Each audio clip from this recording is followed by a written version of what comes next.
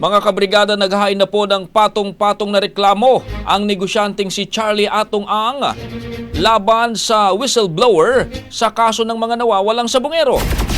Sa gitna po ito ng mga akusasyon, iginit ni Ang na pera ang punot dulo nito. Narito ang report ni Brigada Kath Austria. Ibrigada mo! Brigada Live Report. Nagtungo ngayong araw sa Mandaluyong City Prosecutor's Office ang businessman at gaming tycoon na si Charlie Atong Ang para sampahan ng reklamo si Julie Dondon Patidongan o mas kilala bilang alias Totoy.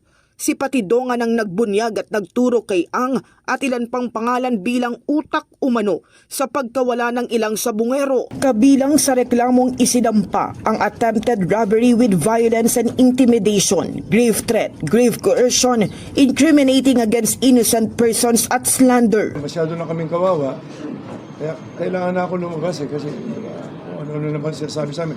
Tingnan nyo lahat ang sinasabi niya, may politiko, may mga artista pa ako. Sa isang panayam din, sinabi niyang binigyan siya ng affidavit of recantation o para bawiin at baliktarin ang kanyang mga salaysay kapalit ng 300 million pesos.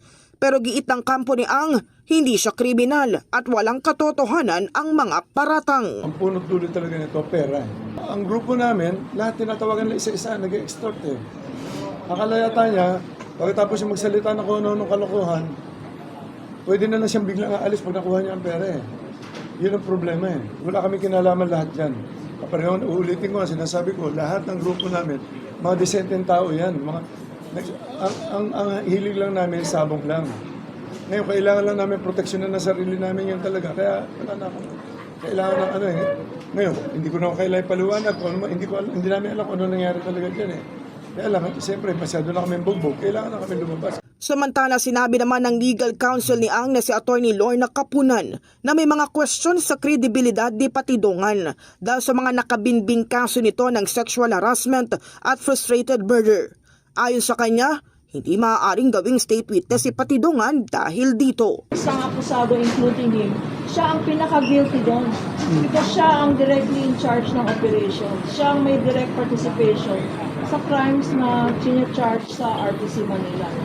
So, even in the definition of a state witness or a whistleblower, he cannot qualify as a whistleblower because he appears to be the most guilty.